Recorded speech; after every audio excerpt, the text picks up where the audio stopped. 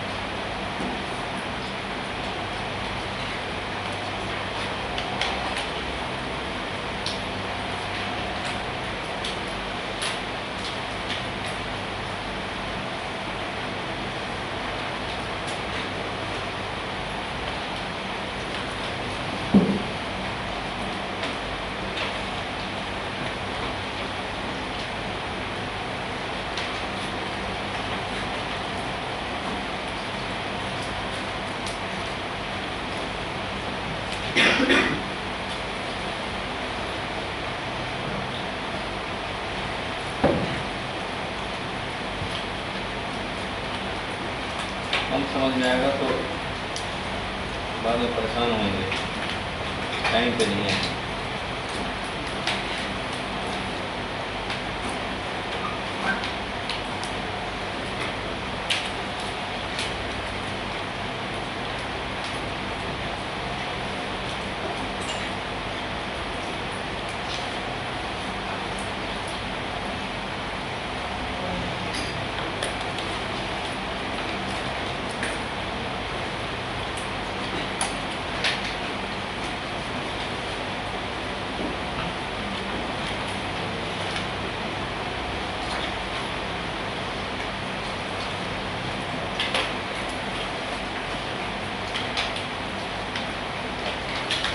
नीचे डायग्राम बनाओ, थोड़ा सा काम खत्म हो गया, लेट हो गया, अभी डायग्राम बनाओ बस।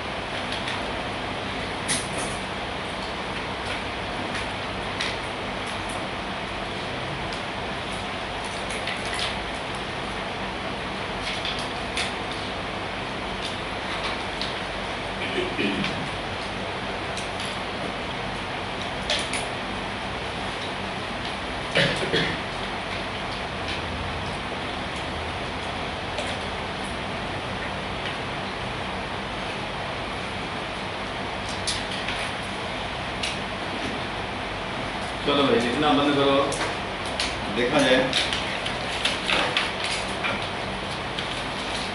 हम लोग को निकालने हैं। क्वेश्चन पढ़ो क्या लिखा है।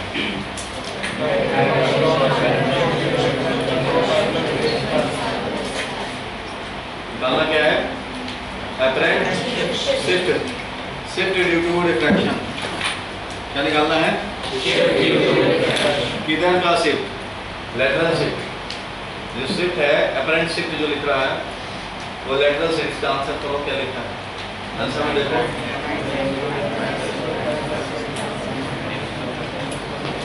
when a light ray passes through a parallel side slab of transparent medium, then the final emergent ray is parallel to the incident ray but is laterally displaced. Laterally displaced है by a distance d given by d equal to t sin I minus I r sec r. The value of lateral shift depends on thickness of the transparent slab, angle of incidence and refractive index of the material of the slab. ये है lateral shift का expression. lateral shift का मतलब है side wise जो shift हुआ। Light ऐसे आ रहा था बोर्ड पे, देखो लाइट इस तरह से आ रहा था और ये स्लैब से पास करते हुए ये laterally शिफ्ट हो गया। यहाँ उसी डायरेक्शन में रहा है बट laterally क्या हो गया? शिफ्ट हो गया। ये lateral shift का वैल्यू निकालना है। ये lateral shift का वैल्यू ये होता है, एक्सप्रेशन है ये, इसको डिराइव करना है। Derive relation for apparent shift और refraction through rectangular slab. Refraction हुआ तो इससे क्या हुआ? पैरेलल तो चला जाएगा लेकिन लैटरली जो शिफ्ट हो गया इसका वैल्यू चाहिए। It means we need the value of BC। ये जो लैटरल शिफ्ट होगा वो कितना हुआ? BC। ये BC का हमें वैल्यू निकालना है। क्वेश्चन समझ में आया? पैरेलल फेज स्लैब है ट्रांसपेरेंट। क्या है? पैरेलल फेज स्लैब है।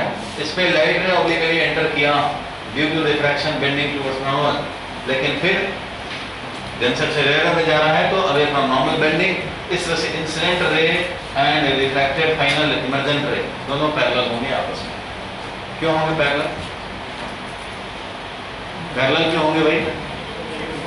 sin I upon sin R is equal to μ2 upon μ1। तो अगर ये पैरेलल फेज स्लैब हैं तो ये R तो ये भी R, क्योंकि पैरेलल फेज अगर पैरेलल है हमारा दोनों फेज तो ये नॉर्मल भी पैरेलल होंगे कि नहीं? जब भाई पैरेलल है तो इस पे नॉर्मल डालो, इस पे नॉर्मल डालो, आपस में पैरेलल ही होंगे। तो दो पैरेलल हैं, ये रिफ्रैक्टेड रे है और ये अगर आर है तो ये भी आर है। इट मींस अब इसके लिए एंगल ऑफ इंसिडेंस हो गया आई आर हो गया और ये वाला हो गया एंगल ऑफ रिफ्रैक्शन। इस वाले फेस पे देखें, यहाँ देखें तो sine I upon sine R है mu two upon mu one. तो यहाँ पे sine R upon sine E हो जाएगा mu one upon mu two. तो ये आई होना चाहिए कि नहीं?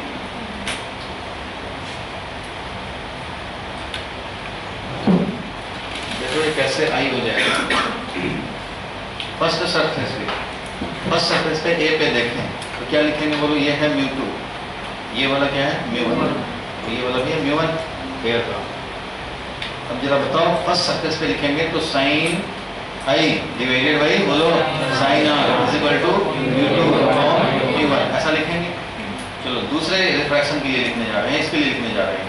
तो यहाँ पे एंगल ऑफ इंसिडेंस ही, तो साइन आई के बदले में साइन आर लिखेंगे, sine I upon sine R, मान लो साइन ई है, इज इक्वल टू बाहर वाले का refractive index mu one upon mu to, पहले वाले का refractive index.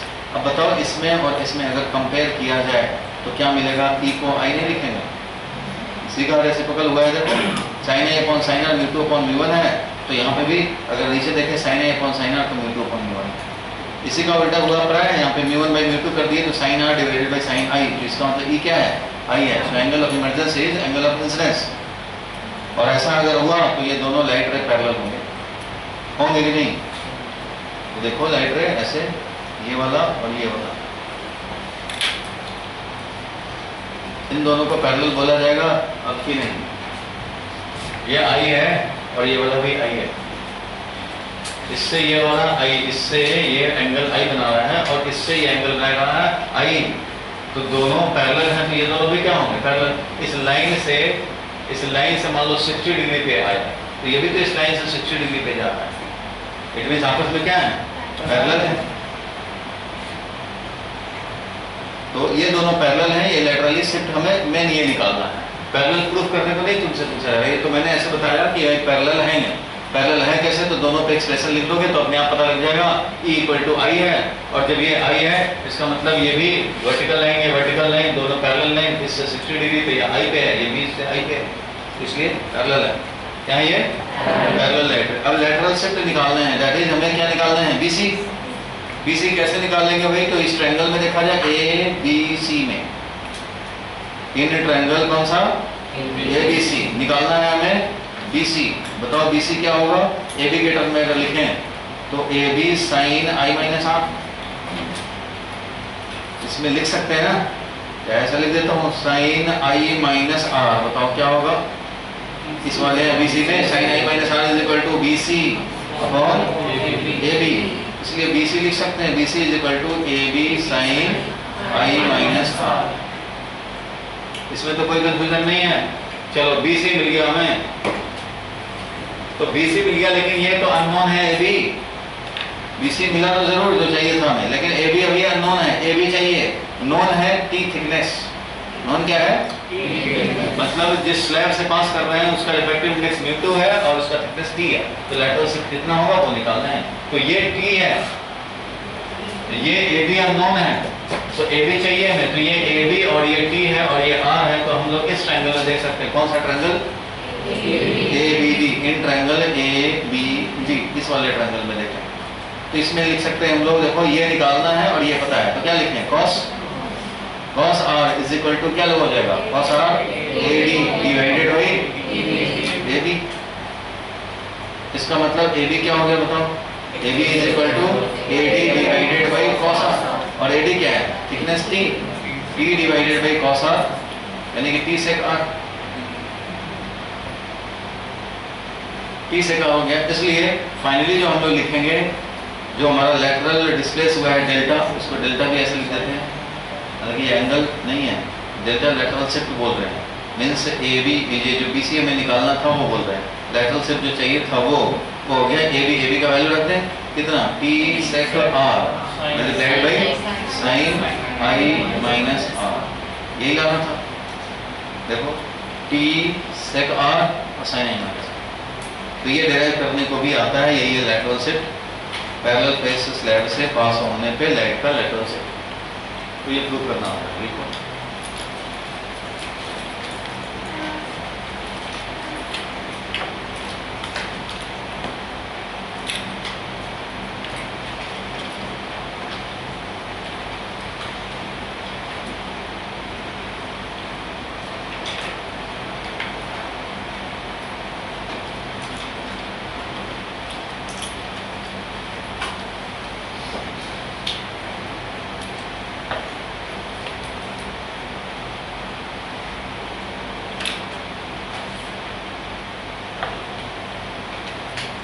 Total internal reflection और उसके कंडीशन। टोटल इंटरनल रिफ्लेक्शन सब लोगों को पता है भाई, जब लाइट रे, जब भी कभी कोई लाइट रे अगर एंटर करे कोई डेंसर मीडियम से रिफ्रैक्टिव इंडेक्स जिसमें ज़्यादा है वहाँ से स्मॉलर रिफ्रैक्टिव रेयर मीडियम है, म्यू डी है, म्यू आर है, ठीक है, म्यू डी है, म्यू आर है, और light ray is trying to move from denser to rare medium. तो डेंसर से रेयर में जा रहा है, मान लो लाइट रे ऐसे, जो नॉर्मल इंसिडेंट होकर के जाना चाह रहा हो उसको कोई डिलीवर नहीं करेगा, लेकिन जो थोड़ा सा एंगल बना करके ऑब्लिकली एंटर कर रहा हो, तो जो ऑब्लिकली एंटर कर रहा हो, मान लो यहाँ से लाइट रे, तो ये ऑब्लिकली एंटर करेगा तो किधर बेंडिंग होगा, away from normal, away from normal bending करा दिया, ये था नॉर्मल। फिर और जो ऑब्लिकली इस तरह से आएगा वो भी अवे फ्रॉम नॉर्मल, तो वो और ज़्यादा अवे फ्रॉम नॉर्मल होगा, इस तरह से ये निकल गया, ये वाला लाइट रे ऐसे निकल गया। फिर लाइट रे और एंगल ऑफ इंसिडेंस बढ़ाओगे तो सर्टेन एंगल मिलेगा, जिस एंगल ऑफ इंसिडेंस के लिए लाइट रे ऐसे निकल जाएगा ग्रेजिंग करता हुआ, that is interface between the two surface, two medium का इंटरफेस जो है उसके अलोंग ये ग्रेजिंग करता हुआ चला जाएगा, means angle of refraction becomes 90 degree. और इससे भी ज़्यादा एंगल ऑफ इंसिडेंस अगर हुआ तो उस कंडीशन में क्या होगा, टोटल इंटरनल रिफ्लेक्शन। क्या होगा? लेकिन ये कब होगा? When angle of incidence is greater than critical angle, इसको बोलते हैं क्रिटिकल एंगल। क्रिटिकल एंगल जिस एंगल के लिए, जिस एंगल ऑफ इंसिडेंस के लिए एंगल ऑफ रिफ्रैक्शन क्या हो जाए, 90 degree, that is I is equal to IC। If I equal to IC, R will be equal to 90 degree, इसको बोलते हैं क्रिटिकल एंगल। और यहाँ से ये TIR हो गया, टोटल इंटरनल रिफ्लेक्शन हो गया, लिखो मत अभी। अब ये टोटल इंटरनल रिफ्लेक्शन हुआ तो ये बात बताओ पहले कि ये अगर मान लो 60 डिग्री है तो क्या ये भी 60 डिग्री होगा? यहाँ पे जस्ट ये इमर्ज करता हुआ ग्रेजिंग करता चला गया। अब थोड़ा सा भी एंगल डेविएट किया, मान लो यहाँ से यहाँ आए, तो क्या टोटल इंटरनल रिफ्लेक्शन होगा? तो जितना एंगल ऑफ इंसिडेंस है उतना ही पे निकलेगा या थोड़ा डिफरेंट? तो सेम एंगल पे निकलता है, इसलिए इसका नाम रखा गया रिफ्लेक्शन। जैसे ही क्रिटिकल एंगल से 0.1 भी ज्यादा हुआ तो उस समय जो भी एंगल ऑफ इंसिडेंस होगा उस हिसाब से रिफ्लेक्ट होगा, इसलिए नाम इसका रिफ्लेक्शन पड़ा। ठीक है, इसका नाम रिफ्लेक्शन हो गया। ये जो I है, I, यही I यहाँ पे रहेगा, जो ग्रेटर देन क्रिटिकल एंगल था, ये भी ग्रेटर देन क्रिटिकल एंगल रहेगा। क्रिटिकल एंगल मान लो 39 डिग्री है और तुमने इंसिडेंट कराया 46 डिग्री पे, तो ये 46 डिग्री ही रहेगा। इसलिए इसका नाम, इस फिनोमेना का नाम है रिफ्लेक्शन। और उसमें टोटल इंटरनल क्यों? तो इंटरनल इसलिए क्योंकि सेम डेंसर मीडियम में ये वापस आ गया, गया ही नहीं दूसरे मीडियम में, इंटरनल रिफ्लेक्शन हुआ, इसलिए इंटरनल नाम पड़ा। और टोटल इंटरनल रिफ्लेक्शन का टोटल सेंस इसलिए आया क्योंकि total energy is reflected back, कोई एनर्जी दूसरे मीडियम में नहीं जाएगा, जो एनर्जी लेके गया था वो पूरा का पूरा एनर्जी लेकर के वापस आ जाएगा, इसलिए इसका नाम है टोटल इंटरनल एनर्जी का रिफ्लेक्शन। अब देखो इसके कंपैरिजन में एक और रिफ्लेक्शन मिरर से भी तो होता है। मिरर से भी अगर ये 46 डिग्री पे इंसिडेंट हुआ होता तो 46 डिग्री पे निकल जाता, 46 पे एंटर होता, 46 पे निकल जाता, तो ये होता नॉर्मल रिफ्लेक्शन थ्रू मिरर। क्या होता है ये? जोर से बोलो, क्या होता? तो ये नॉर्मल रिफ्लेक्शन और ये नॉर्मल रिफ्लेक्शन, ये नॉर्मल रिफ्लेक्शन और ये T है यार, में दोनों में डिफरेंस क्या है? फिनोमेना वाइज डिफरेंस है। इसमें सिंपली रिफ्लेक्शन हो रहा है भाई, रिफ्लेक्टिंग सरफेस था, रिफ्लेक्ट हो गया, लेकिन ये रिफ्लेक्टिंग सरफेस नहीं था, ये रिफ्लेक्टिंग सरफेस नहीं था, ये तो दूसरे मीडियम में जाना अलाउ करता है, ये तो सडन कंडीशन ऐसा बन रहा है कि इसको इंटरनल रिफ्लेक्शन करना पड़ रहा है।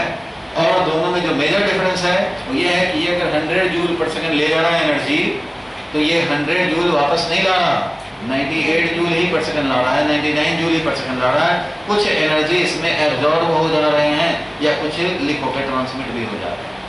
टोटल कुछ ना कुछ एनर्जी लॉस हो रहा है। ये पूरा का पूरा 100 का 100 वापस नहीं आता इस रिफ्लेक्शन में, लेकिन इस वाले रिफ्लेक्शन में 100 जूल पर सेकंड जाएगा तो 100 जूल ही पर सेकंड आएगा। इसलिए नाम पड़ा energy gets totally reflected back in the same medium, so it is named total internal reflection. No energy loss, यहाँ कोई एब्जॉर्प्शन और ट्रांसमिशन नहीं होता, सारा का सारा क्या होता है, रिफ्लेक्शन। इसलिए नाम पड़ा टोटल इंटरनल रिफ्लेक्शन। और इसका यूज करके ऑप्टिकल फाइबर में लाखों किलोमीटर चला जाए ये एनर्जी लॉस सिग्नल का मिनिमम बहुत नेग्लिजिबल होता है। ये TIR करते हुआ ऑप्टिकल फाइबर देखा होगा, उसमें यूज होता है। ऑप्टिकल फाइबर में एक मीडियम होता है, उसको बोलते हैं अंदर का जो मीडियम जिससे लाइट होके टोटली इंटरनल रिफ्लेक्शन करता हुआ जाएगा, उस मीडियम को बोलते हैं कोर। क्या बोलते हैं, कोर है। इसके चारों तरफ हमारा एक और मीडियम होता है। कौन सा मीडियम होता है भाई, मैकेनिकल, इसका मैकेनिकल सपोर्ट देने के लिए कवरेज, और इसका रिफ्रैक्टिव इंडेक्स कम होता है इस कोड वाले से। कोड का अगर ये है, इसका नाम है क्लैडिंग। क्या है इसका नाम, क्लैडिंग। तो कोड का रिफ्रैक्टिव इंडेक्स है, क्लैडिंग का कम होता है रिफ्रैक्टिव इंडेक्स, और इसलिए ये डेंसर से रेयर मीडियम में जा नहीं पाता और TIR होता है। ये angle of incidence greater than critical angle. क्या ये angle of incidence greater than critical, यहाँ भी एंगल ऑफ इंसिडेंस है ग्रेटर देन क्रिटिकल एंगल है, इसलिए टोटली रिफ्लेक्शन TIR होता हुआ ये लाखों किलोमीटर दूर चला जाए, क्योंकि टोटल एनर्जी रिफ्लेक्टेड बैक हो रहा है, इसलिए लाख किलोमीटर जाने के बाद 100 जूल पर सेकंड है, तो समझो कि ये अब जाकर के 99.5 जूल पर सेकंड का पहुंचेगा। तो ये रिफ्लेक्शन देखो, आप सोचो कि ये भी इतना लॉस क्यों हुआ, तो ये लॉस टोटल इंटरनल रिफ्लेक्शन की तरह से लॉस नहीं हो रहा है। लॉस हो रहा है कि अंदर में मीडियम है, मॉलिक्यूल्स है, कुछ एनर्जी एब्जॉर्ब करके इधर उधर कर दिया, वो है। ये नहीं कि टोटल इंटरनल रिफ्लेक्शन से TIR से कोई लॉस नहीं होता है। एनर्जी लॉस मिरर से रिफ्लेक्शन में होगा, कुछ एब्जॉर्ब होगा, कुछ ट्रांसमिट हो जाएगा, लेकिन इसमें TIR में एनर्जी लॉस नहीं होता। जो लॉस होगा वो मीडियम में प्रोपगेट करने से कुछ एनर्जी लॉस हो सकता है, अदरवाइज नहीं। ठीक है, ये इसका बेनिफिट है। और डिफरेंस समझ गए, टोटल इंटरनल रिफ्लेक्शन में एनर्जी का लॉस बिल्कुल नहीं होता, एंगल ऑफ इंसिडेंस जो होगा वही एंगल ऑफ रिफ्लेक्शन होगा, इसलिए नाम रिफ्लेक्शन है। अगर ये नहीं हुआ होता तो नाम रिफ्लेक्शन नहीं पड़ता। इसके दो कंडीशन हो गए TIR के। दो कंडीशन कौन कौन से हुए भाई, डेंसर से रेयर में जाना चाहिए लाइट रे। क्या होना चाहिए, डेंसर टू रेयर जाने का टेंडेंसी होना चाहिए।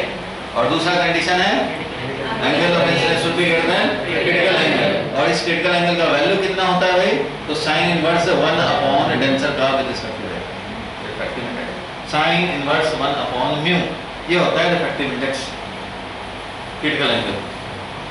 देखो क्रिटिकल एंगल हम निकाल सकते हैं, पता है I इक्वल टू IC पे R क्या होता है, 90 डिग्री। जोर से बोलो क्या होता है R, 90 डिग्री। तो इसको स्नेल्स लॉ अप्लाई कर दिया जाए भाई। इसमें स्नेल्स लॉ अप्लाई करेंगे तो क्या लिखेंगे, साइन I अपॉन sine R, R means 90 degree is equal to mu rare divided by mu denser.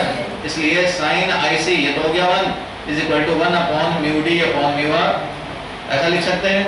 इसलिए साइन IC क्या मिल गया, 1 upon refractive index of denser medium with respect to rare. और इसको कुछ बुक ऐसे लिख देते हैं, सिंपली अंडरस्टूड है डेंसर का with respect to rare. So IC is equal to sine inverse 1 upon mu denser का विद रिस्पेक्ट टू रेयर। ये होता है क्रिटिकल एंगल का वैल्यू। अगर पूछा जाए तो मास का ऐसे निकाल दोगे, कंडीशन पूछेगा तो भाई वही है, डेंसर टू रेयर जाना और angle of incidence greater than sine inverse 1 by mu. Mu है डेंसर का with respect to rare medium, क्या refractive index.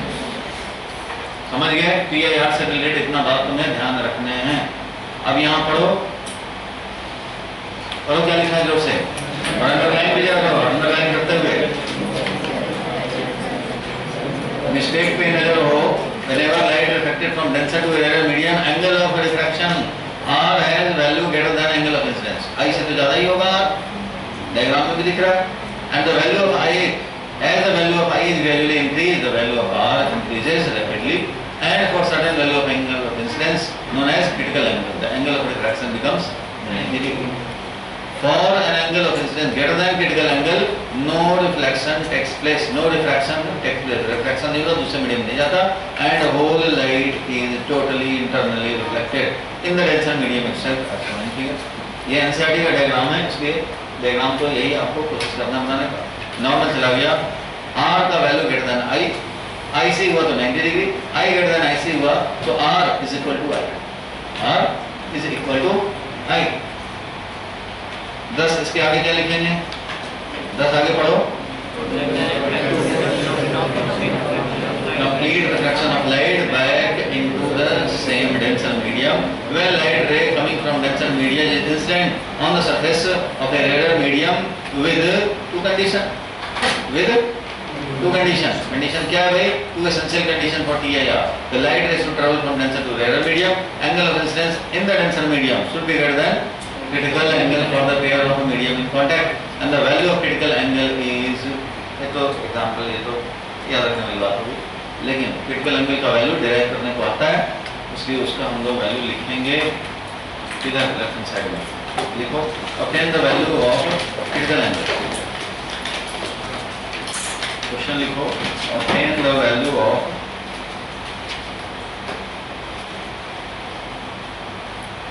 critical angle for total internal TIR when light travels from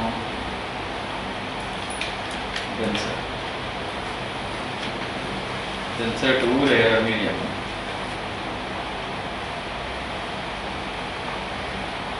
तो भाई एक diagram दिखा दो, इधर न्यूडी दिखा दो, इधर न्यूआर दिखा दो और लाइट रे से दिखा दो. लाइट रे का इंसिडेंट दिखाएंगे I equal to IC critical angle, और एंगल ऑफ रिफ्रैक्शन दिखाएंगे 90 डिग्री. इससे कम एंगल ऑफ रिफ्रैक्शन है, चला गया. इससे ज़्यादा एंगल ऑफ इंसिडेंस है, रिफ्लेक्टेड बैक.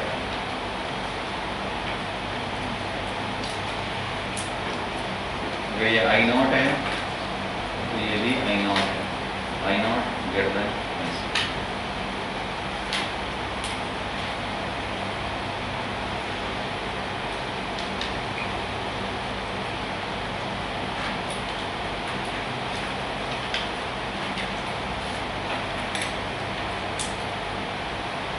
लिखेंगे applying Snell's law.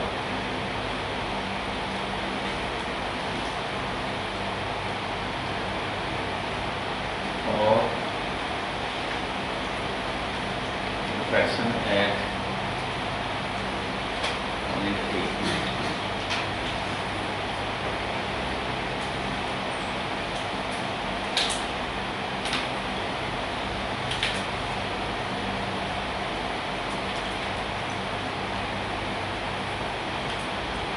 Sin I upon sin R is equal to mu2 upon mu1. That is mu R upon mu. This implies sin IC upon 1 is equal to 1 by mu D.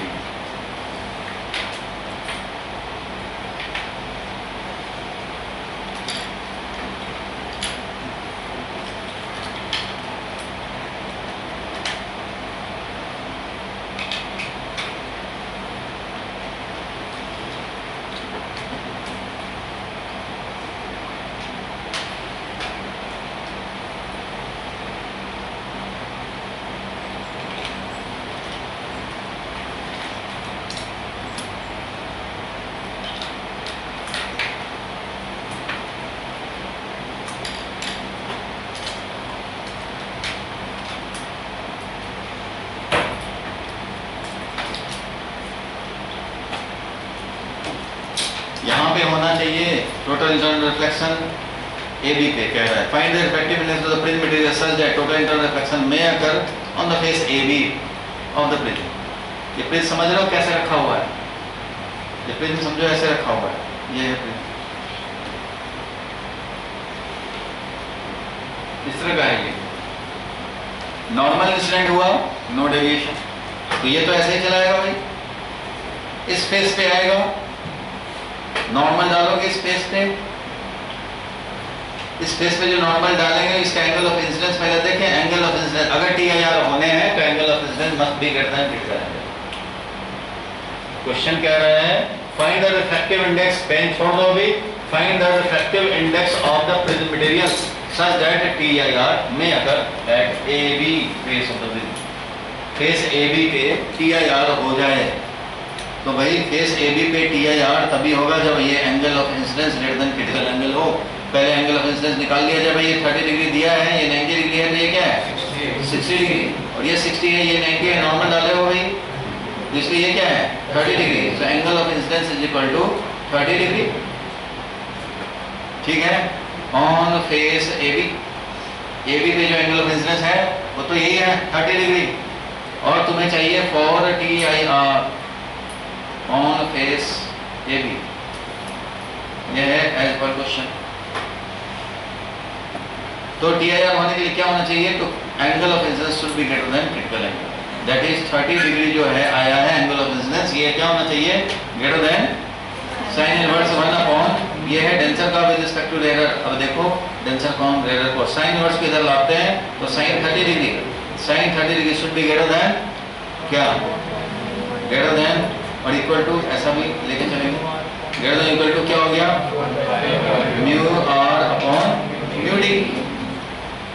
इसलिए बताओ sign 30 degree तो half हो गया, half should be greater than equal to mu r, mu r कितना है, यहाँ water है, rare medium क्या है वाटर है, और ये है इसका तो निकालना ही है, तो म्यू छोड़ दे इसका, ये तो म्यू निकालना चाहते हैं, इसलिए ये लिखेंगे म्यू r है हमारा 4/3 और म्यू d है म्यू, ये तो निकालना है, इसलिए यहाँ से अब हम लोग आगे बढ़ेंगे, ये क्या हो जाएगा भाई क्रॉस मल्टीप्लिकेशन करोगे, mu should be greater than equal to कितना 8/3, तो 8/3 से ज्यादा होना चाहिए, तब TIR होगा ऑन द फेस AB। बस समझ गए, angle of incidence of TIR, the application of TIR आपने बताया ऑप्टिकल फाइबर में, डायमंड में, मिराज में, phenomena based on total reflection, ये सब है मिराज में, डायमंड में, ऑप्टिकल फाइबर में देख लिया। डायमंड में भी होता है, फेसेस इस तरह से कटे होते हैं डायमंड में कि TIR होता रहता है, और कुछ ही फेस हैं जहाँ पे TIR होने का चांस कम बनता है, वहां से लाइट निकल जाता है। डायमंड में हर डायरेक्शन में से लाइट नहीं निकलता रहता, क्योंकि अंदर में इसका रिफ्रैक्टिव इंडेक्स इतना ज़्यादा होता है और फेस ऐसे कटिंग किए रहते हैं कि TIR होता है, एक बार लाइट एंटर किया तो वो TIR होता हुआ और किसी एक से निकले, इधर से निकला, कभी इधर से निकला और इधर से निकला, इधर से निकला, मतलब सारे फेस अवेलेबल नहीं है निकलने के लिए।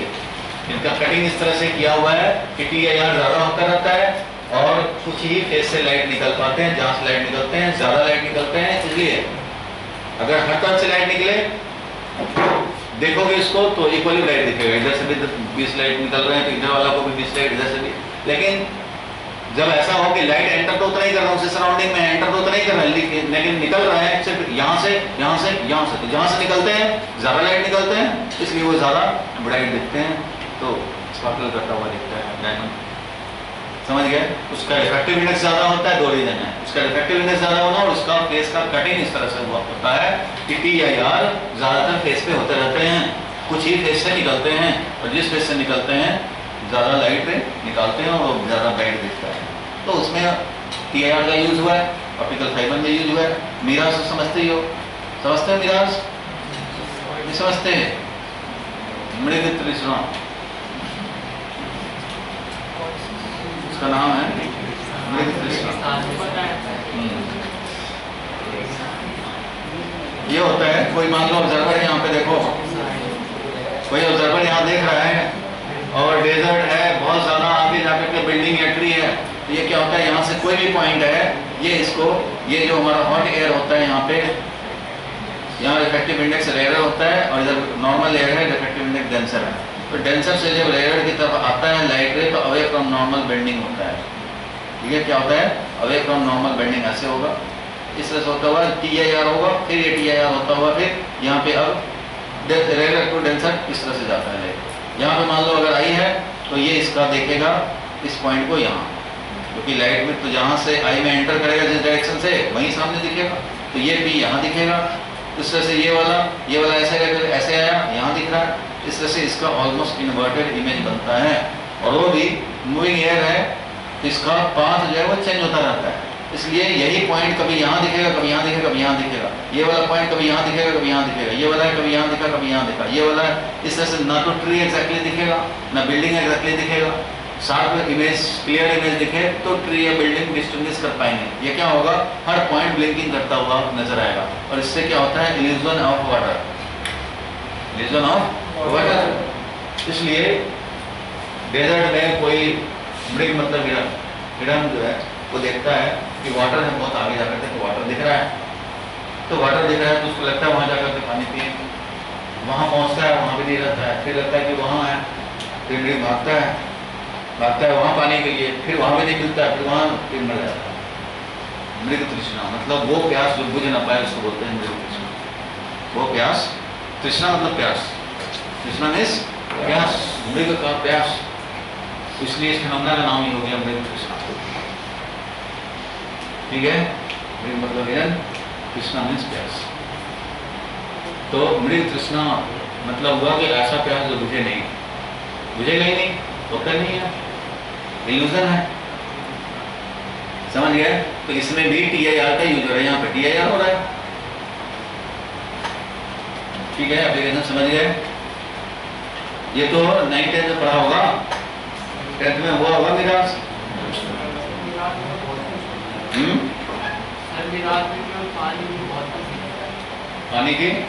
पानी और भी चीजें दिखती है।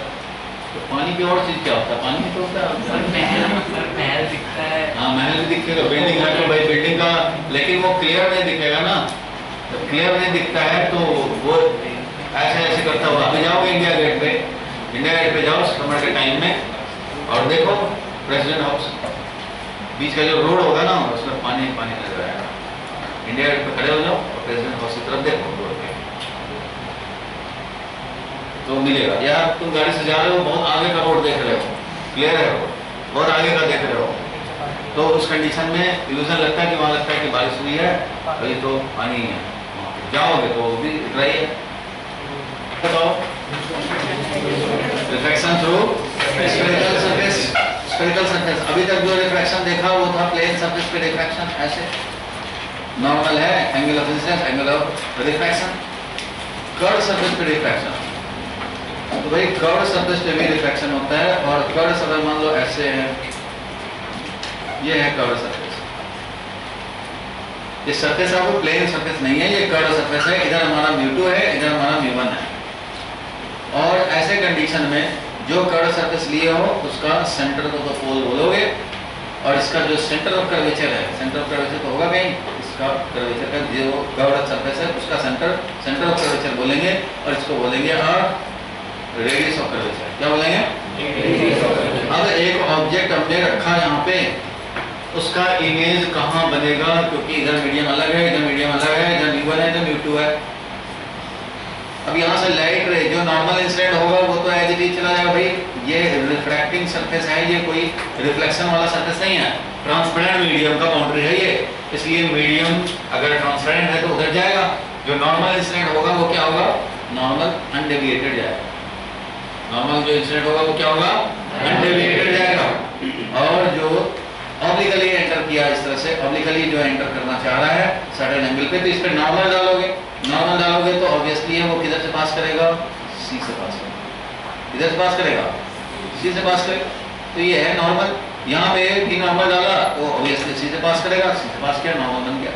तो जो नॉर्मल इंसिडेंट होगा वो नॉर्मल निकल जाएगा। ऐसे ही अगर ये रिफ्लेक्टिंग सरफेस मिरर होता तो वापस जाता बैकवर्ड में, लेकिन ये ट्रांसपेरेंट है इसलिए फॉरवर्ड में जा रहा है। इसके बाद कहाँ जाएगा भाई? अब इसके बाद कहाँ जाना है, इसको ये डिसाइड होगा कि रिफ्रैक्टिव इंडेक्स कितना है। मतलब अगर μ2 ग्रेटर देन μ1 है तो टुवर्ड्स नॉर्मल तो बेंडिंग होगा। अगर बेंडिंग ना हो μ2 इज इक्वल टू μ1 हो तो ऐसे ही चलता चला जाएगा ये।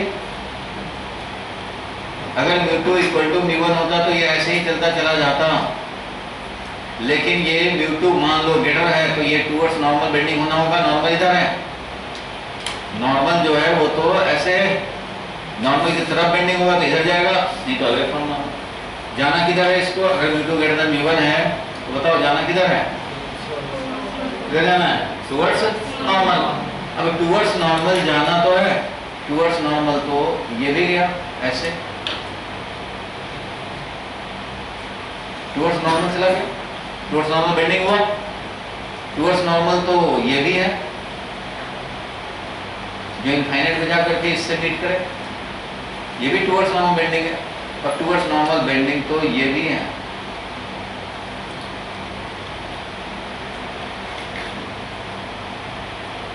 मतलब ये तीनों में से कुछ भी तो हो सकता है। तीन केस इसलिए बनाए, थ्री पॉसिबिलिटी है कि ये ऐसे जाए कि आगे डाइवर्जिंग रहे, तो इस कंडीशन में इसको बैकवर्ड एक्सटेंड करके इमेज का लोकेशन जानना पड़ेंगे।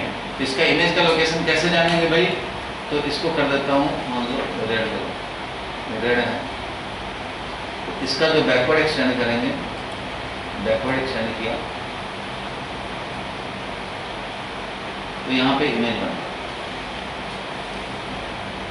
यहाँ इमेज बना, बैकवर्ड एक्सटेंड करके यहाँ इमेज बना, तो ये इमेज बन सकता है इसका।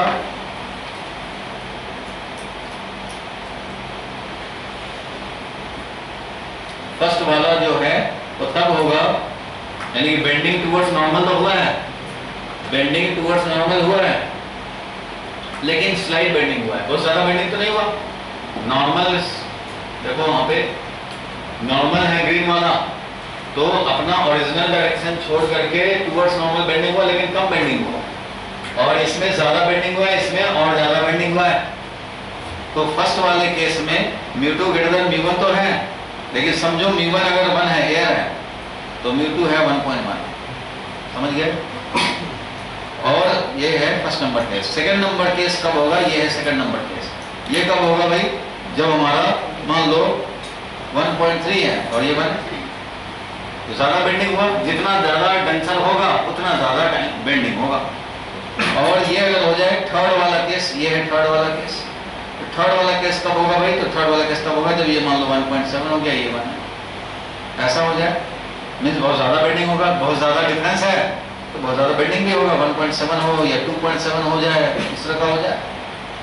तो उस कंडीशन में ऐसा होगा कि ये इधर जाकर के कन्वर्ज कर जाए तो रियल इमेज बना देगा। यहाँ पे ये क्या बनाया? Virtual image. ये था वर्चुअल इमेज, और ये इनफाइनाइट पे इमेज है, इसलिए इमेज कहीं भी बन सकता है। और ये कर्वेचर जो कॉन्केव है कि कॉन्वेक्स? कर्वेचर कौन सा है? कॉन्केव है या कॉन्वेक्स? कॉन्वेक्स है। जो रिफ्लेक्टिंग सरफेस या इंसिडेंट रे जो देखते हैं उस जिस सरफेस पे इंसिडेंट हुआ है उसी का देखते हैं। ये कॉन्वेक्स साइड है, कॉन्वेक्स साइड में एंटर कर रहा है, तो कॉन्वेक्स साइड में है, इसलिए कॉन्वेक्स कर्व सरफेस है। ठीक है, ये लाइट रे आया, ये ऐसे भी जा सकता है, ऐसे भी जा सकता है, ऐसे भी जा सकता है, इसलिए 3 पॉसिबल केस है। इसका भी डेरिवेशन है भाई, μ1 μ2 और v1 v2 में रिलेशन। जैसे ये हो गया तुम्हारा रियल इमेज v हो गया, ये है u ऑब्जेक्ट का, ये u है, u का पोल से डिस्टेंस, ऑब्जेक्ट का पोल से डिस्टेंस हो गया, तो ये u हो गया। अब v उधर भी बन सकता है, v इधर भी हो सकता है, v इनफाइनाइट में भी हो सकता है, किधर भी हो सकता है, depending on refractive index and the curve surface. Curve surface कैसा है और रिफ्रैक्टिव इंडेक्स कितने कितने वैल्यू का है। इनमें जो रिलेशन है वो क्या है भाई? तो बाद वाले मीडियम का refractive index u, v and r में रिलेशन लिखने जा रहा हूँ। बाद वाले मीडियम का refractive index divided by v minus पहले वाले मीडियम का refractive index divided by u is equal to μ2 minus μ1 बाद वाले का माइनस पहले वाले का divided by radius of curvature r। Curved surface है, यहाँ पे कॉन्वेक्स है, इसका radius of curvature r will be taken positive. अगर ये ऐसा होता कॉन्केव कर्वेचर होता तो उस कंडीशन में r will be taken negative, तो उस हिसाब से काम होता।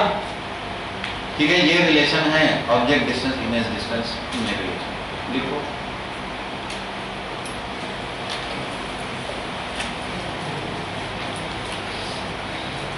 relation between object distance u, image distance v, and radius of curvature.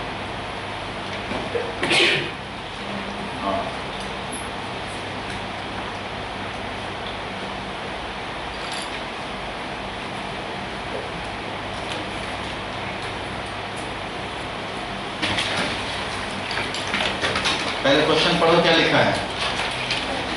Question पढ़ो, लिखा नहीं अभी, पहले क्वेश्चन पढ़ो।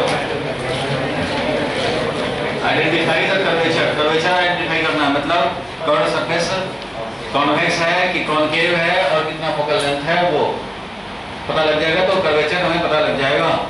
पेन छोड़ दो, कितना लगे रखते हो, घर पे भी तो पढ़ोगे, तो रिवाइज करोगे। Identify the curvature if an object placed at 40 cm from the curved surface. Curved surface ऐसा है कि ऐसा नहीं पता। एक कर्व सरफेस से 40 cm पे ऑब्जेक्ट रखा गया from the curved surface, make its image at 60 cm on the same side and light enters from air to glass. दिया हुआ है, इस न्यूमेरिकल को सॉल्व करना है। इसको क्या करना है? सॉल्व करना है भाई। तो बताओ क्या क्या दिया है, लिखना मत अभी। क्या क्या दिया है भाई? u दिया है। u का वैल्यू बोलो कितना दिया है? u का वैल्यू प्लस 40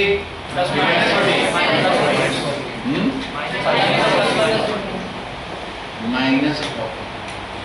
कर्व्ड सरफेस कुछ भी हो, लेंस हो, मिरर हो, कर्व्ड सरफेस हो, object by convention always left में रखते हैं और इसलिए इंसिडेंट ऐसा होता है। ऑब्जेक्ट कहीं भी रखोगे तो उसके लिए इधर डिस्टेंस मेजर करने पड़ेंगे, you will be taken negative. जब तक सिचुएशन नहीं बोलता है कि भाई इधर बन रहे हैं, तो हम लोग फर्स्ट हैंड में रखते हैं लेफ्ट हैंड साइड पे ऑब्जेक्ट। इसलिए u इज -40, v कितना है? v का वैल्यू -60। क्यों? ऑन द सेम साइड बने हैं, इसलिए उसी साइड बने हैं, तो -60 सेंटीमीटर है। और कर्वेचर तो हमें पता ही होना चाहिए, करना है, कर्वेचर का तो पता ही करना है। और μ1 का वैल्यू 1 और μ2 का वैल्यू 1.5, दैट इज 3/2। तो फॉर्मूला अप्लाई करेंगे भाई। फॉर्मूला क्या कहता है? बोलो फॉर्मूला μ2/v माइनस,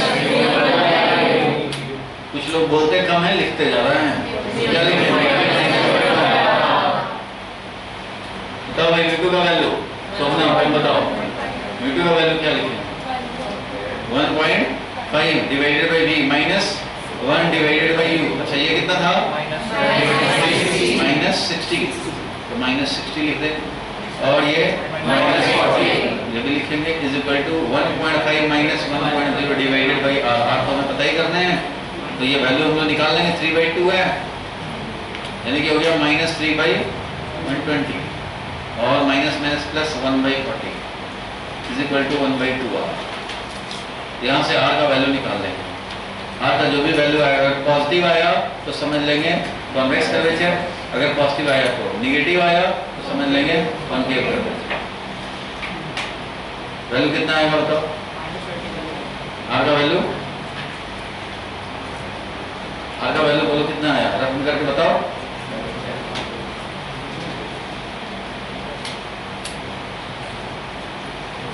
अगर 1/2r ये लिखें तो ये हो गया 120 और -3 + 3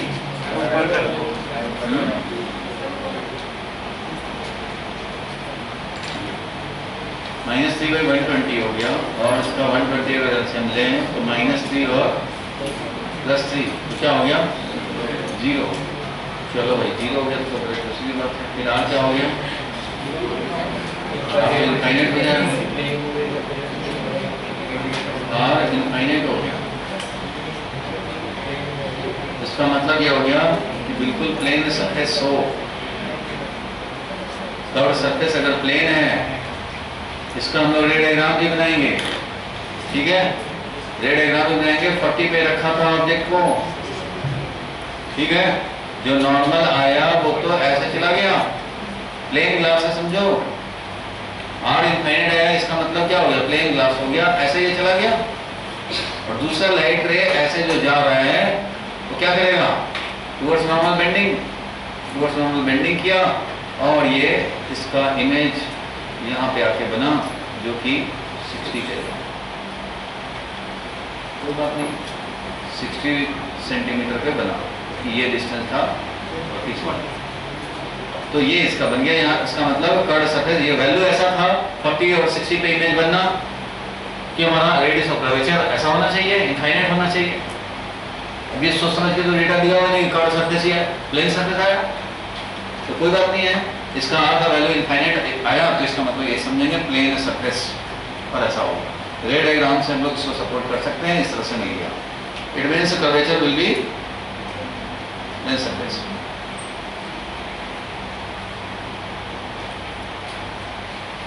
सिमिलरली देखो एक और क्वेश्चन दिखा रहा हूं, एक और क्वेश्चन मान लो लिखते हैं हम लोग, ये तो समझ गए करना क्या है, फॉर्मूला वही अप्लाई कर रहे हैं। एक और क्वेश्चन लेते हैं, if u is equal to -40, v is equal to +60 मान लो, ठीक है। ये तो कर सकते हैं ऑन द अदर साइड बना, लैंग्वेज दिया जाएगा तो ऑन द अदर साइड, और वही μ1 1 रखें और μ2 का वैल्यू 1.5 रखें, तो निकालना हो कर्वेचर तो क्या करेंगे, फिर वही काम 1.5 divided by v means +60 minus 1 divided by u -40 is equal to 1 by ये 1.5 माइनस 1 डिवाइडेड बाई ऐसा लिखेंगे। और ये वैल्यू भाई पीछे वाला ध्यान दो, अब इसका वैल्यू क्या हो जाएगा, ये भी था 3/120 और ये माइनस माइनस प्लस ये हो गया कितना 1/40 मींस 3/120, ये भी हो गया और ये हो गया 1/2। यहाँ से आ गया 3/120 यानी 6/120, 6/120 का मतलब क्या हो गया 1/20, 1/20 इज इक्वल टू 1/2, यानी आर का वैल्यू क्या मिला +10 सेंटीमीटर मिला। तो इसका मतलब क्या हुआ कर्वेचर, और इसका रे डायग्राम भी बनाएंगे तो कर्वेचर कैसा हुआ, कॉन्वेक्स कर्वेचर ऐसा हुआ जिसका रेडियस ऑफ कर्वेचर ही 10 है।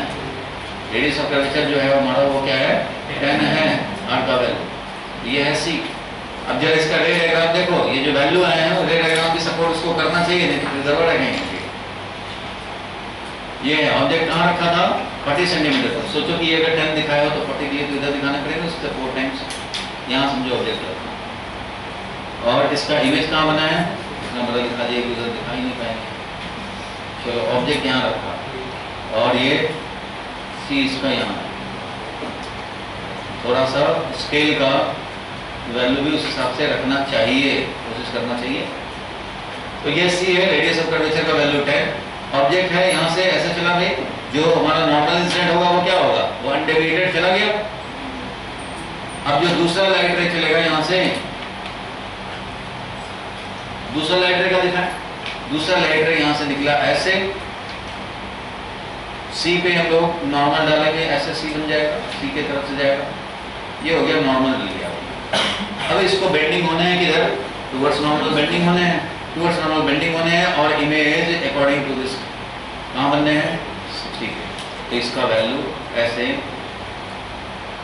60 में बनने वाला होना चाहिए। इस तरह से इमेज का फॉर्मेशन रियल इमेज बनेगा ऑन द अदर साइड, क्योंकि उधर लाइट रे पहुंचा है, इमेज बनाया है, ये ऑब्जेक्ट समझ गए। कर्वेचर ऐसे आता है, कभी कर्वेचर दे देगा तो कोई बात नहीं, जैसा कर्वेचर देगा, अगर कॉन्वेक्स दिया तो पॉजिटिव +10 लगा देंगे, नेगेटिव रहेगा कॉन्केव तो -10 लगा देंगे। और कभी ऐसा बोल सकता है कि यू दे दिया और भी निकालना हो, भी निकाल देंगे, जैसे लेंस फार्मूला मिरर फार्मूला वैसे ही है, कर्व सरफेस का फार्मूला अप्लाई करते हैं। कितने लोग समझे हाथ उठाओ, अब समझ गए। तो आगे बढ़ते हैं, क्या लिखेंगे, लेंस है इसके बाद पेज नंबर 20। देखो मैं इसलिए अभी ऐसे कर रहा हूँ कि मैं चाहता हूँ कि संडे या तो लोग क्या है तो कम से कम डेरिवेशन का पार्ट खत्म हो जाए। तो डेरिवेशन का पार्ट खत्म करने के लिए डेरिवेशन का फॉर्मूला तो जान लें, तभी तो वो करेंगे डेरिवेशन। प्रिज्म और ऑप्टिकल इंस्ट्रूमेंट जिसका भाई साइड से करना शुरू कर दो, मैं कह रहा हूँ मैं सितंबर लास्ट तक इसको ले जाऊंगा इस चैप्टर को। अक्टूबर में आराम से करेंगे काम, कोई एएनपीसी की जरूरत नहीं होगी अक्टूबर में, और ना ही कोई नवंबर में। ठीक है, रिलैक्स पे चलेगा, जो होना है इधर ही होना। इसलिए इस बार का एएनपीसी बस लास्ट है, उसके बाद एएनपीसी जरूरत पड़ा तो बुलाएंगे कभी एक आध बार, तो जरूरत नहीं रहेगा।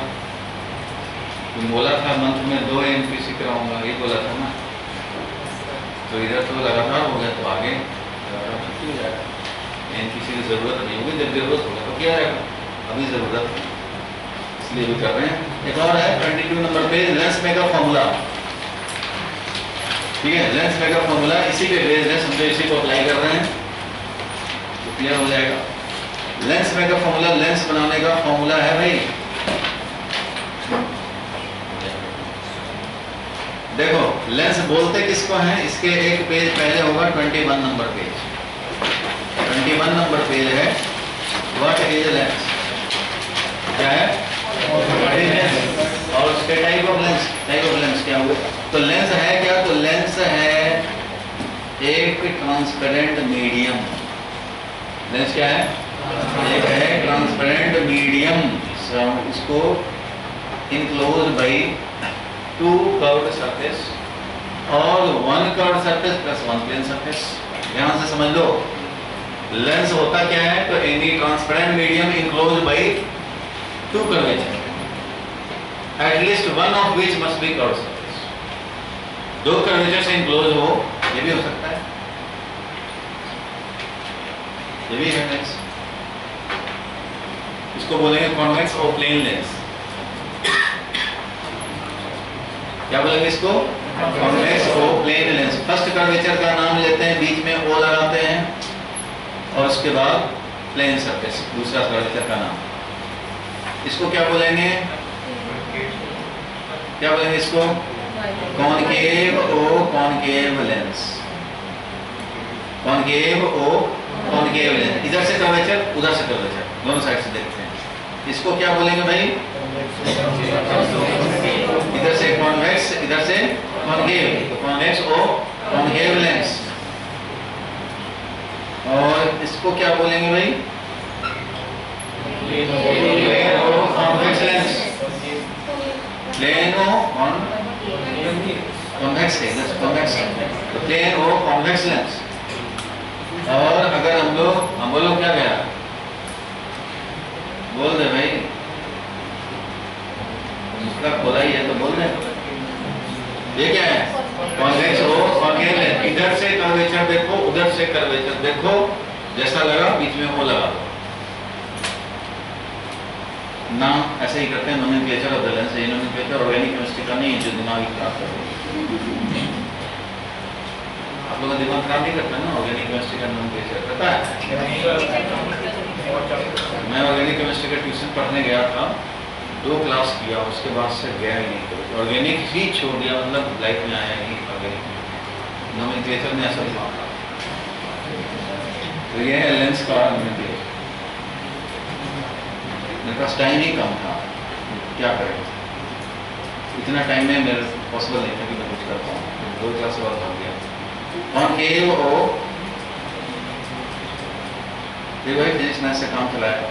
कॉनकेव, ये क्या हो गया, कॉन्वेक्स, तो कॉन्वेक्स है तो कॉन्वेक्स ओ कॉन्वेक्स लेंस। और ये क्या हो गया, कॉन्वेक्स ओ प्लेन लेंस, और ये कॉनकेव ओ कॉनकेव लेंस। इसका और भी नाम है, देखो भाई, इसका तो नाम 5 है, सिर्फ 5 नाम है, इसके भी 5 नाम है। Convexo convex lens, double convex lens, biconvex lens, और कन्वर्जिंग लेंस। कितना होगा, 1 2 3 4, और एक और सिंपली कॉन्वेक्स। ऐसे ही इसका भी नाम, इनका एक ही नाम है, कॉन्वेक्स और कॉनकेव लेंस। जो स्टैंडर्ड है नेमिंग करने का वो ये है। अब ये देखना है कि लेंस किसको बोला। तो lens is a transparent medium enclose by two surfaces, at least one must be curve surface. दोनों प्लेन सरफेस हो गया तो उसको लेंस नहीं बोलेंगे, वो तो प्लेन ग्लास हो जाएगा। ठीक है, एटलीस्ट वन जरूर होना चाहिए कर्व सरफेस। लिख लो।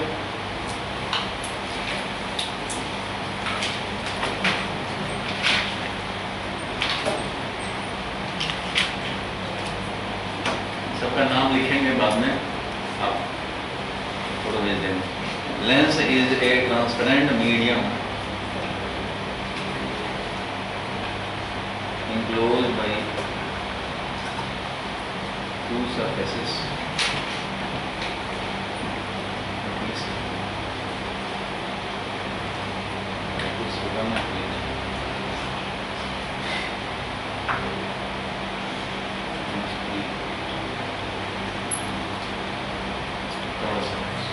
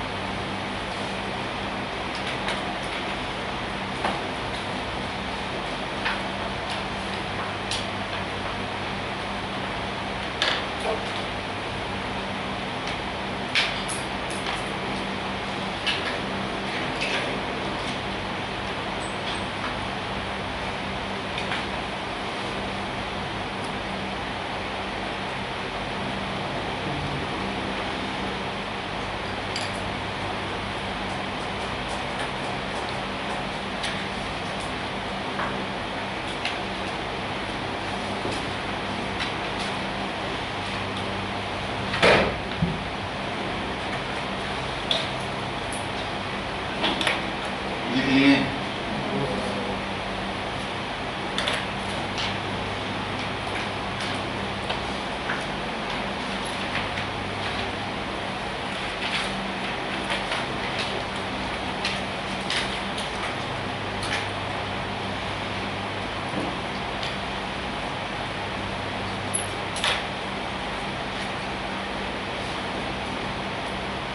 चलो भाई, अगर टाइप लिखना हो गया। अब देखो 22 नंबर पेज, लेंस में का फॉर्मूला 3 मार्क्स का, वेरी वेरी इंपॉर्टेंट स्कूल वाले के लिए, वेरी वेरी इंपॉर्टेंट। लेंस में का formula 1 by focal length expression.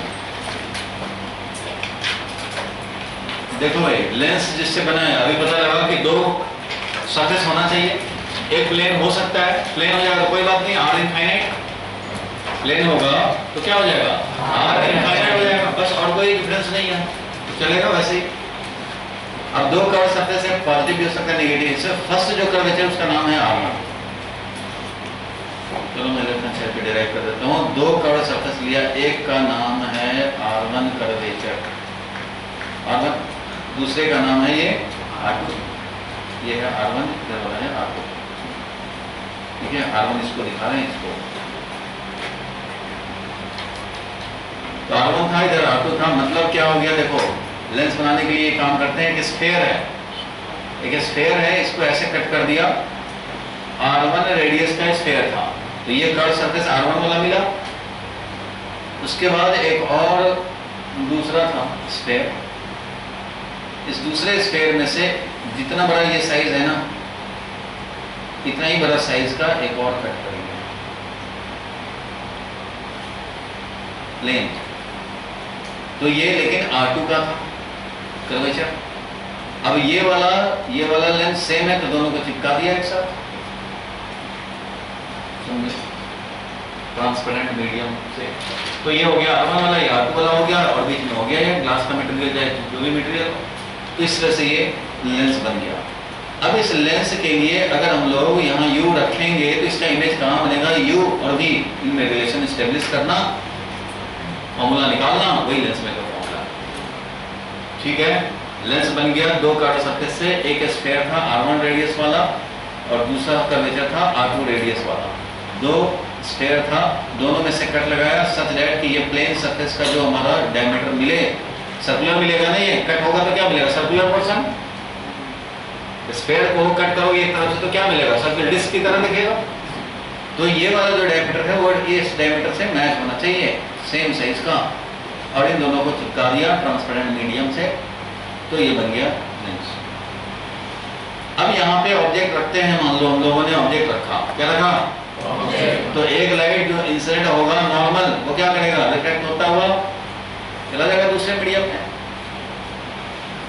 अब दूसरा लाइट रे जो ऐसे चला, इसका रिफ्रैक्शन दो सरफेस पे होगा, एक R1 पे होगा, R1 वाले ने इसको अभी जो देखा था हम लोगों ने कर्व सरफेस पे रिफ्रैक्शन, तो उसके लिए ये इस तरह से रिफ्लेक्ट करा के इसको सेंड करना चाहेगा ऐसे, यहाँ इमेज बनाना चाहूँ, ये इमेज बनता I' मान लो, लेकिन ये क्या हुआ, यहाँ से यहाँ तो गया, लेकिन इसके बाद एक और कर्व सरफेस मिल गया इसको, एक और जो कर्व सरफेस मिल गया, तो ये अब यहाँ से फिर से एक बार रिफ्रैक्शन दिखा। अभी यहाँ था, इसके हिसाब से ये नॉर्मल ड्रॉ हुआ था, टूवर्ड्स नॉर्मल बेंडिंग हुआ। अब यहाँ पे जब आएगा तो यहाँ पे फिर से नॉर्मल ड्रॉ होगा भाई, तो यहाँ पे फिर से नॉर्मल ड्रॉ होगा, इसके हिसाब से ये अब क्या करेगा भाई, तो अभी डेंसर से रेयर में जा रहा है मान लो, तो क्या करेगा, अभी ये डेंसर था तभी नहीं इधर टूवर्ड्स नॉर्मल बेंडिंग हुआ, और अब ये अवे फ्रॉम नॉर्मल बेंडिंग हुआ, इसलिए जो ओरिजिनल डायरेक्शन था उससे अवे बेंडिंग होगा, नॉर्मल से अवे। तो ऐसे बेंडिंग होकर के ये लाइट रे फाइनली पहुंचा यहाँ और इमेज बना यहाँ। टोटल लेंस ने दो बार कर्व सरफेस पे रिफ्लेक्शन करा के, और टोटल हमारा फाइनली इमेज यहाँ बना, ऑब्जेक्ट का इमेज यहाँ बना, इसलिए ये है U, ये वाला क्या हो गया V, और ये वाला हो गया V'। ये फर्स्ट कर्व सरफेस के लिए वो इमेज है, लेकिन सेकंड कर्व सरफेस के लिए वो ऑब्जेक्ट है। क्यों? क्योंकि फर्स्ट कर्व सरफेस खाली यही होता, तो ये ऑब्जेक्ट और ये इमेज होता, लेकिन ऐसा हो नहीं सका और दूसरा कर्व सरफेस आ गया। और दूसरे कर्व सरफेस के लिए ये वाला और ये वाला इंसिडेंट रे, ये वाला और ये वाला इंसिडेंट रे है, and this incident ray is converging, it means virtual object की तरह काम करेगा। इसका जो इमेज बना है, इससे जो आउटपुट होगा वही तो इमेज बनाने जाएगा, जो निकला है लाइट वही इमेज बनाने जाएगा, वही इस पे इंसिडेंट होगा। मतलब ये जो इमेज बनाने जा रहा है वो इसके लिए ऑब्जेक्ट की तरह काम करेगा।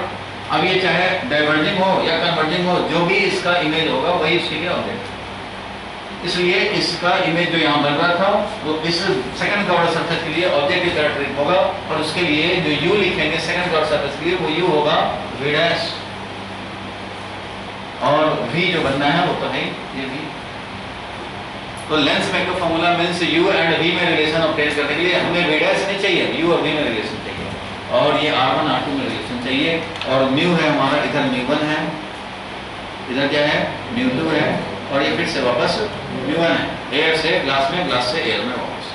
अब देखो फॉर R1 कर्वेचर, R1 पे जो कर्वेचर पे जो रिफ्रैक्शन हो रहा है उसके लिए इक्वेशन लिखना चाहते हैं। बताओ भाई, R1 कर्वेचर पे जो रिफ्रैक्शन हो रहा है उसके लिए लिखना चाहेंगे, तो μ2/V बाद वाले मीडियम का रिफ्रैक्टिव इंडेक्स अपॉन पहले वाले का। बताओ भाई, बाद वाले मीडियम कौन है, μ2 है, μ2 डिवाइडेड बाई V क्या V' माइनस μ1 पहले वाले का, μ1 divided by U is equal to क्या लिखेंगे, μ2 माइनस μ1 डिवाइडेड बाई R1 जैसा होगा वैसा रखेंगे। फिलहाल ये इक्वेशन मिल गया हमें। अब दूसरा इक्वेशन के लिए हम लोग चलेंगे फॉर रिफ्रैक्शन, कहाँ पे, एट R2 कर्व सरफेस पे जो हमारा रिफ्रैक्शन होगा उसके लिए लिखना चाहते हैं। बताओ उसके लिए क्या लिखेंगे, तो उसके लिए लिखेंगे, देखो भाई R2 के लिए तो ये है, और इसके लिए जो हमारा ऑब्जेक्ट आया वो ये आया, और इमेज बनाया इसने यहाँ, इसलिए इसके लिए लिखेंगे तो वैसे ही लिखेंगे, बाद वाला मीडियम क्या है μ1 है, पहले वाला ही μ2 है, इसलिए बताओ μ2 मतलब μ1, फॉर्मूला का जो μ2 है वो क्या है, बाद वाले मीडियम का रिफ्रैक्टिव इंडेक्स, माइनस μ1 मतलब पहले वाले का रिफ्रैक्टिव इंडेक्स। उसी हिसाब से इसको याद रखने हैं, तो बाद वाले मीडियम का refractive index upon V minus पहले वाले मीडियम का refractive index upon U means V' is equal to बाद वाले का माइनस पहले वाले का डिवाइडेड बाई ये जो कर्व सरफेस का जो फॉर्मूला है ना, उसको हम लोग इसी तरह से याद रखते हैं, μ2 मतलब बाद वाले का डिवाइडेड बाय v माइनस पहले वाले का effectively divided by u equal to बाद वाला माइनस पहले वाला डिवाइडेड बाय r। ऐसे ही याद रखेंगे, μ1 μ2 अगर रटेंगे तो ऐसे वाला फंसेंगे, इसलिए ये नहीं समझना है। इस तरह से निकाल दिया इक्वेशन नंबर 2। अब फ्रॉम 1 एंड 2 हम लोग क्या करेंगे, कैलकुलेट करेंगे। हमें चाहिए v डैश का एलिमिनेशन। क्या चाहिए? v डैश का एलिमिनेशन चाहिए। तो यहाँ पे μ2 बाय v डैश है, यहाँ पे μ2 बाय v डैश है, तो क्या करें, दोनों ऐड कर देंगे। ऐड कर देंगे तो क्या हो जाएगा, कैंसिल। तो मिलेगा यहाँ पे μ1 by v minus μ1 by u equal to, दोनों ऐड कर रहे हैं भाई, तो यहाँ पे आ गया μ2 माइनस μ1 डिवाइडेड बाय r1 और plus μ1 minus μ2 divided by r2, adding 1 and 2। यहाँ से ये मिला। अब यहाँ μ1 है तो भाई μ1 कॉमन ले लें। μ1 कॉमन ले लिया, क्या मिला, 1 by v minus 1 by u equal to, ये हो गया μ2 माइनस μ1 भी कॉमन ले सकते हैं इधर, तो ये बन जाएगा 1 बाई r1 और ये क्या हो जाएगा माइनस 1 बाई r2, ऐसा मिल जाएगा। अब यहाँ से μ1 को उधर ले जाएं तो 1 by v minus 1 by u equal to μ2 minus μ1 divided by μ1 into 1 by r1 minus 1 by r2। 1 by v minus 1 by u is also known as 1 by f for length, और इसको पावर ऑफ लेंथ भी बोलते हैं। Power of length 1 upon focal length is equal to 1 by v minus 1 by u equal to μ2 divided by μ1 minus 1 by r1 minus, बोलो 1 by r2 लिखने में मतलब भाई इसको लिख सकते हैं refractive index of second medium. Second medium मतलब लेंस का refractive index with respect to surrounding. न्यूमेस रखते तो ज़्यादा अच्छा होता, तो मैं चेंज कर दूंगा 1 by r1 minus 1 by r2। ये हो गया 1 by v माइनस, बोलो 1 by u equal to 1 by focal length is equal to power. इस पूरे को बोलते हैं लेंस में का फॉर्मूला। यहाँ μ2 है लेंस का और μ1 है सराउंडिंग का। सराउंडिंग जैसे याद रखेंगे तो ज़्यादा अच्छा रहेगा, इसलिए μ2 है लेंस और μ1 है हमारा सराउंडिंग। ठीक है, μ1 क्या है, सराउंडिंग, ऐसा लिख सकते हैं। तो इसको बोलते हैं लेंस मेकर फॉर्मूला। फाइनली ये 3 मार्क्स का डेरिवेशन आता है जिसमें कर्व सरफेस का रिफ्रैक्शन का फॉर्मूला डायरेक्ट यूज करते हैं। समझ में आया? इस डायग्राम में मैं मॉडिफाई करते रहा हूँ। μ1 μ2 को मैं बनाऊंगा, ये है μs और ये है μ लेंस, ताकि कंफ्यूजन ना रहे। μl μs, समझ गए?